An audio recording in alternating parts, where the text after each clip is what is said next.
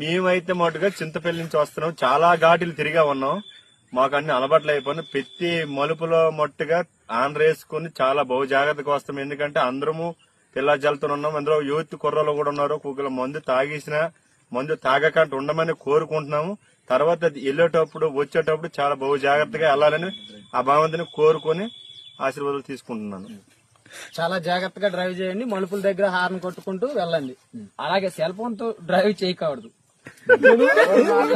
అంటే మన వాళ్ళు చెప్తుంది ఏంటంటే మలుపు కూడా హార్న్ అనేది వేసుకోవాలి, అలాగే సెల్ ఫోన్ డ్రైవింగ్ అనేది చేయకండి.